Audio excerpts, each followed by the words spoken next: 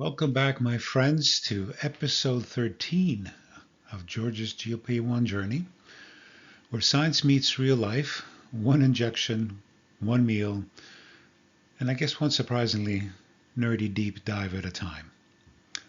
So if you're new to this channel, I welcome you, and I'm genuinely glad that you're here.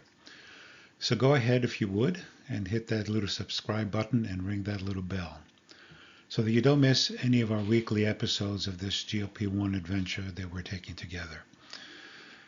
And just honestly here, I really enjoy putting these little videos together. I love sharing my journey, and I love sharing the science, which is incredibly amazing to me. But for those of you that might be joining for the first time, just a quick little intro of who I am. My name is George Logan. I'm a husband for over 37 years, father of 3 grown kids, and grandfather of 5 amazing little humans that somehow usually have more energy than all the adults in a room combined at any given time. So right now, I am just shy of 18 weeks into my GLP-1 program. Right now on 10 milligrams of Zepbound, and over 39 pounds down since late July of 2025. But remember, as I keep discovering and reminding myself, the scale is just one little data point. It's N number 1. This journey is really about better health, strength, vitality, and reclaiming the years that we thought, or at least I thought, we'd be slowly giving away. And like we talked about in the past episode 12, this is not a fad, and it isn't vanity, and it isn't cheating.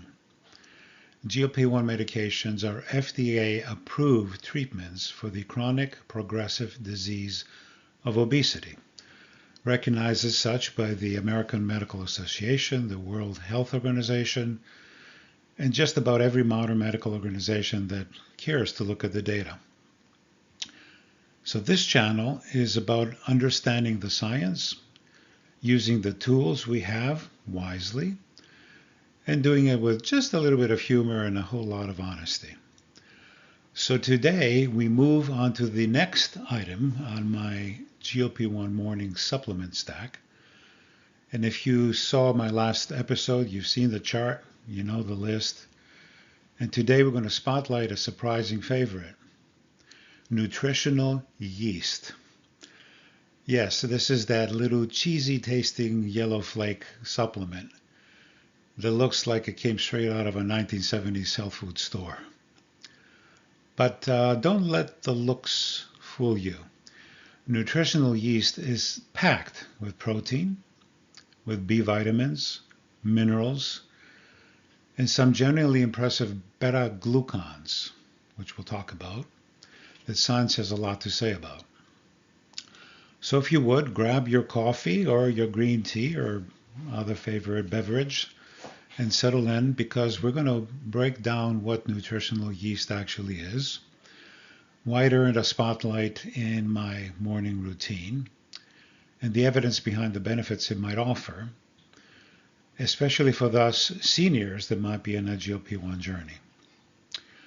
But before we jump in, let's look at my journey this past week. And mind you, I'm recording this the day after Thanksgiving 2025. All right, folks, so here it is, the now legendary chart that keeps me honest week after week.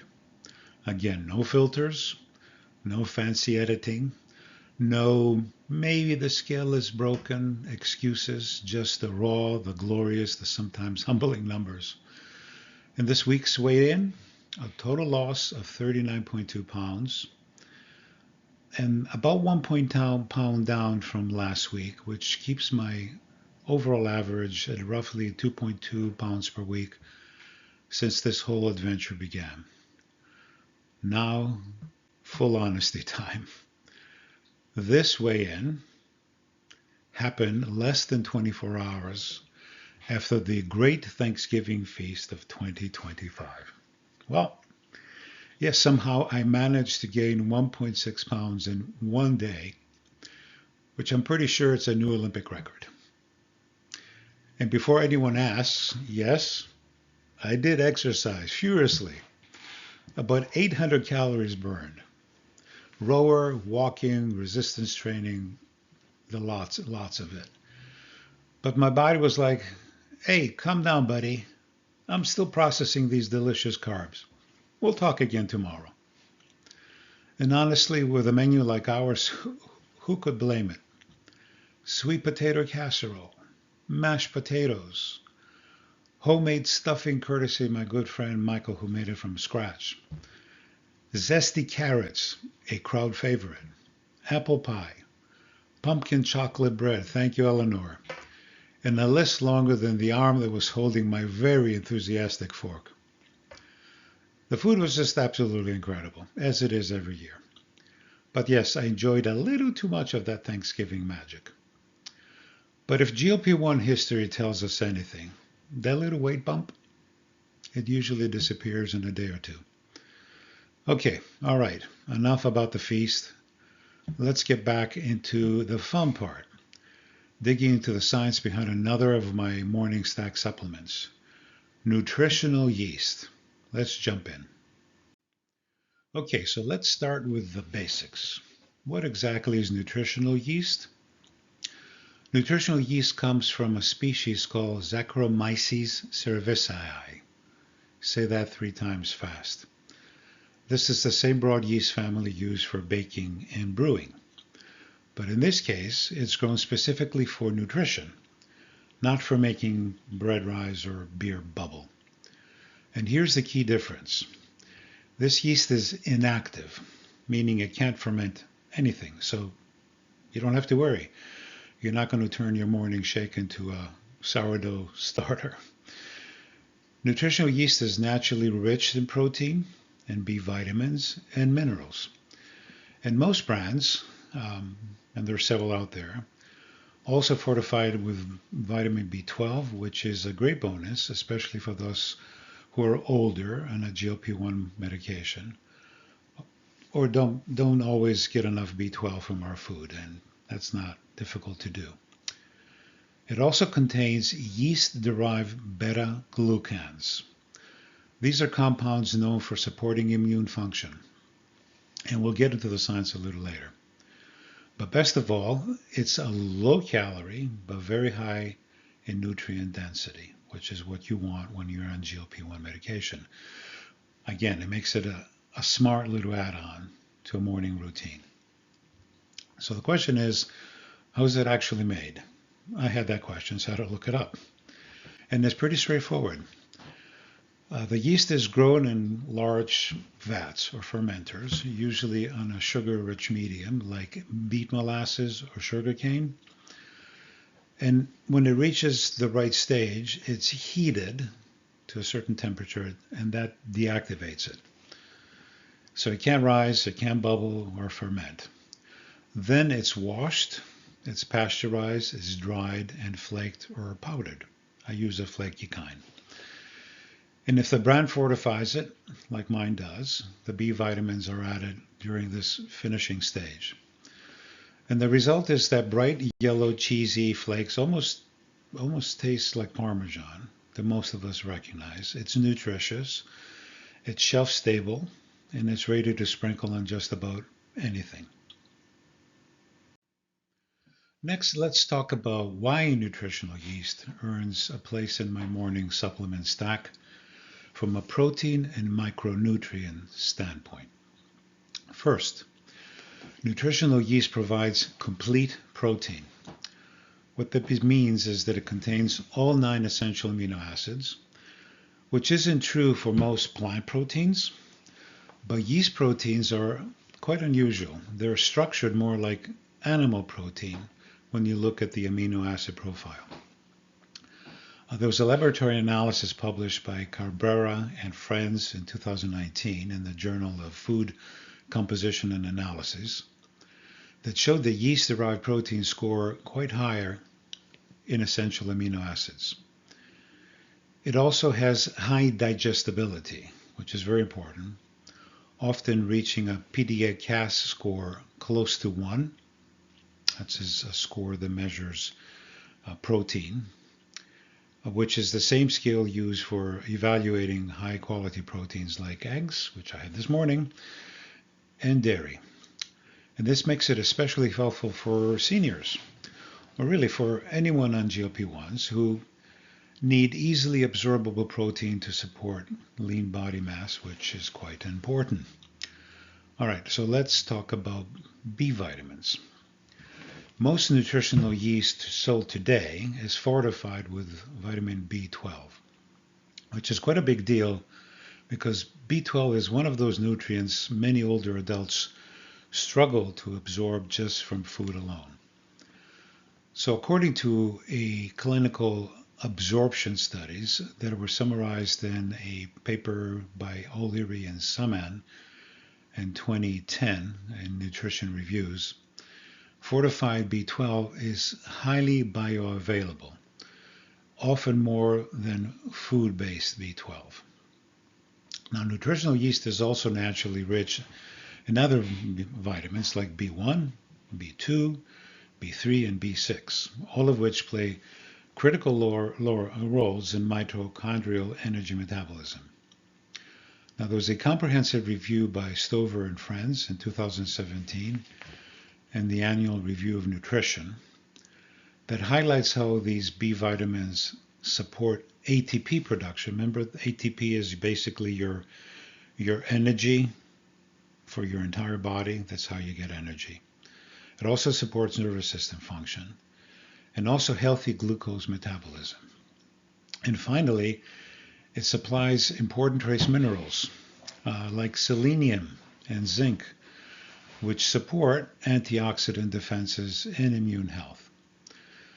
Selenium's role in glutathione function has been well described in clinical research, including in a paper by Remen 2012 in the Lancet.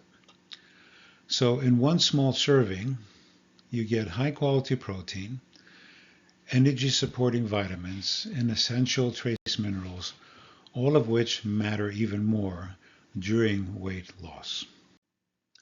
Okay, so let's nerd out a little bit and talk about one of the most interesting components in nutritional yeast, yeast-derived beta-glucans. Now, beta-glucans are special polysaccharides found in the cell walls of yeast.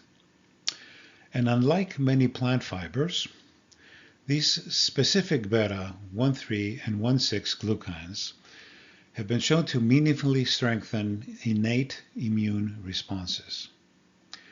So what they do is they work by gently training immune cells, and particularly macrophages and dendritic cells and neutrophils, these are all immune cells, to respond more efficiently when they encounter a stress or an infection.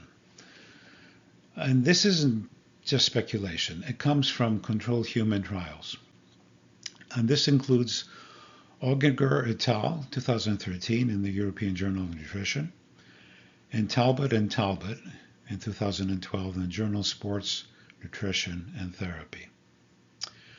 Both these studies show that yeast-derived beta-glucan supplementation helped the participants to mount stronger immune responses and maintain a better sense of overall well-being. And there's also evidence that these beta-glucans may reduce the duration of severity of upper respiratory symptoms, especially in people who experience frequent colds or have higher stress levels, which has been me in the past. Now, in the Talbot trial that I mentioned, stressed adults taking yeast beta-glucans had significantly lower days with symptoms compared to the placebo group. And speaking of stress, whether it's physical stress like intense exercise or just emotional stress from just daily life, beta-glucans appear to support immune stability under stress conditions. And boy, we can relate with that. And this was demonstrated in that Auginger study where high-stressed individuals, probably they had a whole bunch of athletes, reported fewer respiratory complaints and improved energy. Now, Let's talk briefly about the anti-inflammatory signaling activity, because this is where things get really interesting. Now, beta-glucans bind to receptors on immune cells, especially what we call the dectin-1 receptor, and this triggers a downstream cascade effect that helps to regulate inflammatory pathways. So instead of suppressing the immune system, beta-glucans modulate it, and they reduce unnecessary inflammation while still priming the system to defend when needed. Now, there was a mechanistic overview. Now, mechanistic is really looking at the microbiology, the biology, and the chemistry of a process. So this mechanistic overview that was published by Carpenter et al. In 2019 in Nutrients summarized how yeast beta-glucans can lower inflammatory cytokines. They can enhance cellular communication, so between the cells, and promote a more balanced immune environment. So what's the takeaway? The takeaway is that beta-glucans from nutritional yeast are not a cure or a treatment, but they do offer clinically studied support for immune readiness, stress resilience, and healthy inflammatory balance. Now let's talk about how nutritional yeast may support cardiometabolic health. And this is something I was truly interested in, and especially for those of us on a GLP-1 medication. Now first, beta-glucans can help slow gastric emptying. And this is something we normally associate with GLP-1 medications themselves. But certain dietary fibers, including the beta-1316 glucans from yeast, also create this mild thickening effect in the stomach and the upper intestine. And this slows the movement of food into the small intestine, which of course can help smooth out glucose absorption. And this effect was observed in controlled feeding studies. For instance, there's one by Callan et al. In 1999 in Nutrition Research.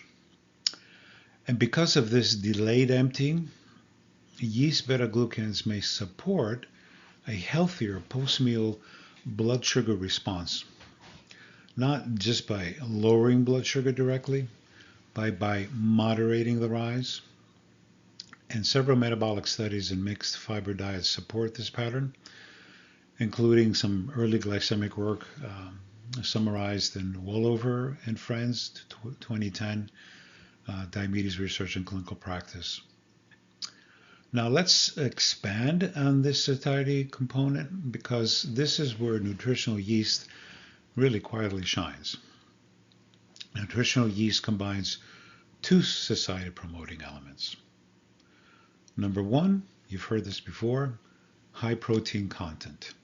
And number two, fermentable fiber, including beta-glucans and also mannans.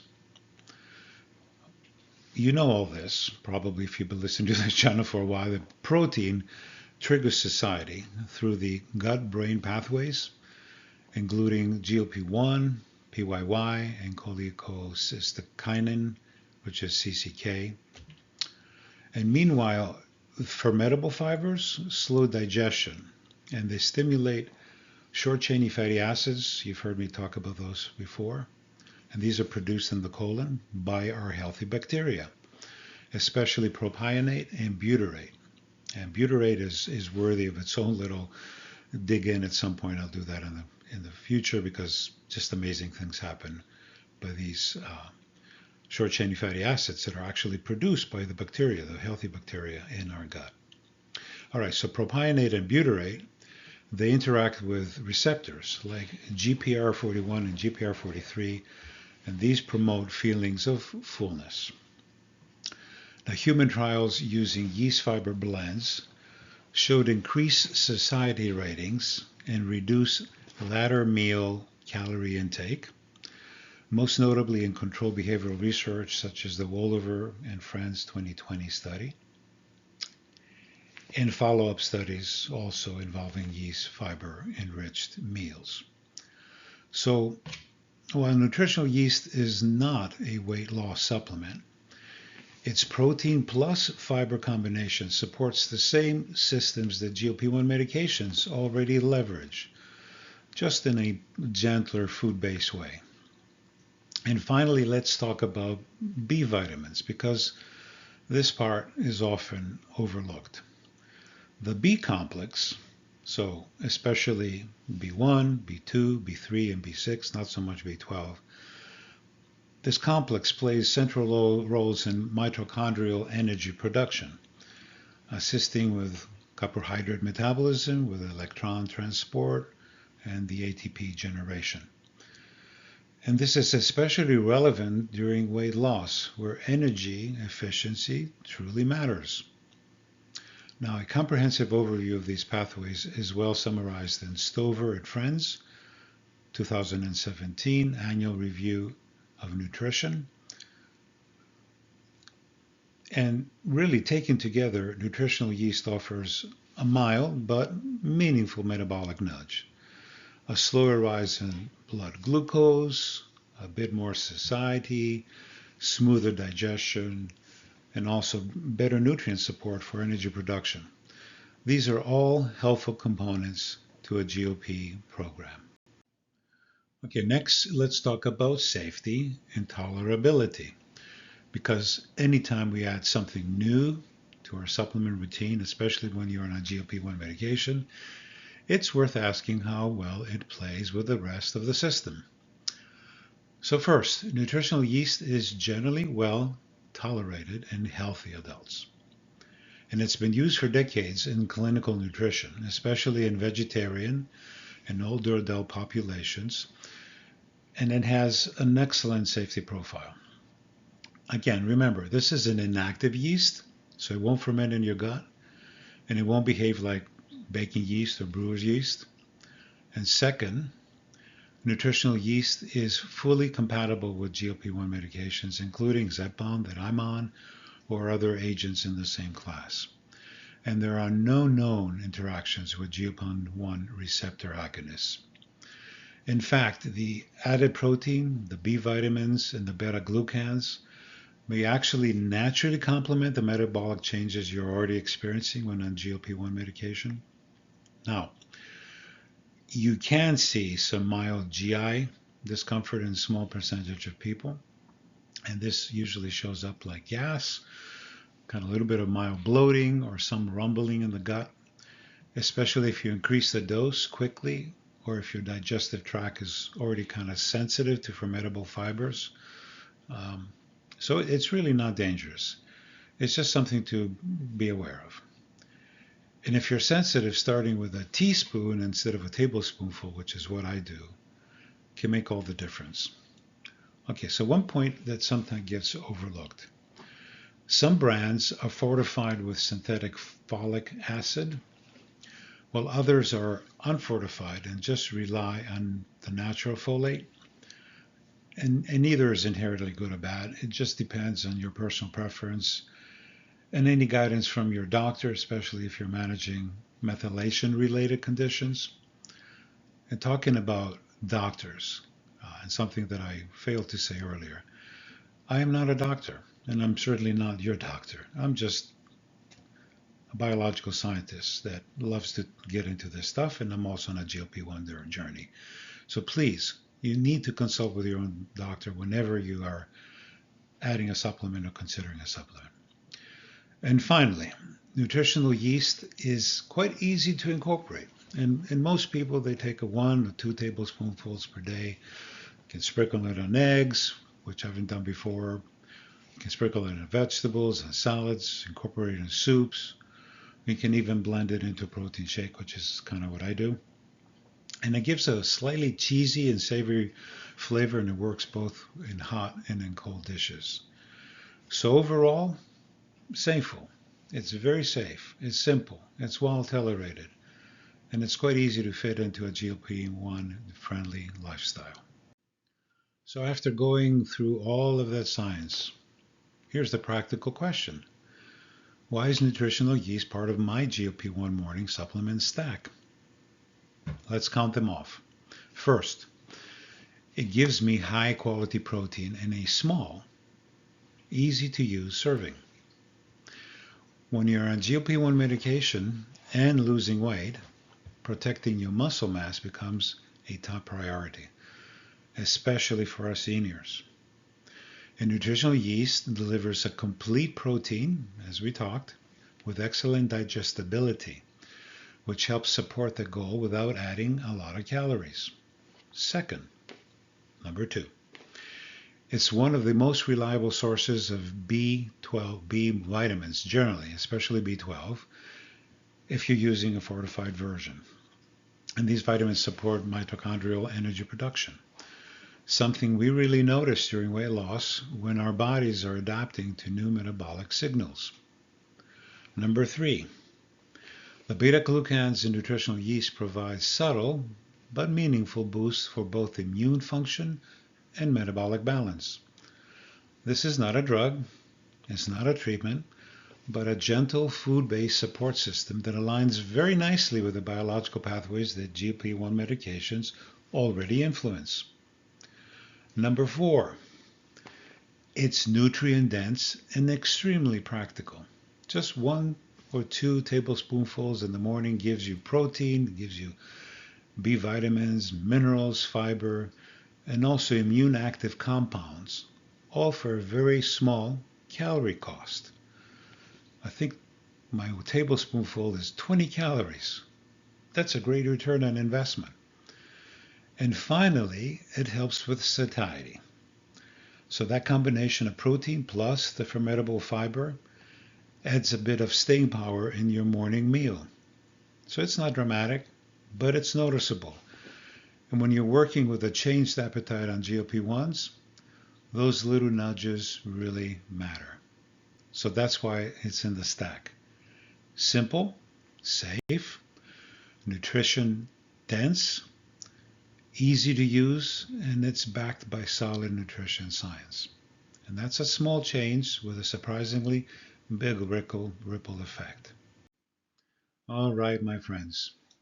So if you already made it all the way to the end of this nerdy dive into nutritional yeast, first of all, thank you. And I truly appreciate you taking the time to learn the science with me. And as always, I spared you the even deeper pathways and molecular details. Trust me, it could have gotten a little bit geekier. And remember, this stack that we're looking at, including yeast, isn't magic. It isn't meant to replace real food or movement or sleep or any of the habits that we built in for long-term health. These supplements are they're supporting actors, tools that help us to make the most of the changes we're already making. But simple tools can make a big difference over time, right? Step by step. And nutritional yeast is one of those little quiet helpers. High quality protein, rich B vitamins, immune support, and just a surprisingly big nutritional punch in a tiny little yellow flake. So it's practical, it's affordable, and it fits beautifully into a GLP-1 lifestyle. And as always, if you have any questions about today's topic or any questions generally speaking, or if you're on a GLP-1 journey or you are hoping that maybe this is something you'd like to do and be on a GLP-1 journey, drop a question, drop a comment below, and I will read every single one of them. And I'll do my best to give you honest, research-based answers. So, next week, we're moving into another item in the morning supplement stack. And this one, well, let's say it might be a crowd favorite. Chocolate, cocoa, cacao. Yes, because honestly, who doesn't love chocolate? And yes, there's actually real science behind why a certain type of chocolate might belong in this stack. We're going to break it down, and yes, you're allowed to get excited if you want. So until next time, my friends, here is my toast to you. To your health and vitality, to peace in your journey, to seizing the day, carpe diem, and to remember to hug someone that you love today. I'll see you next week. Until then, ta-da.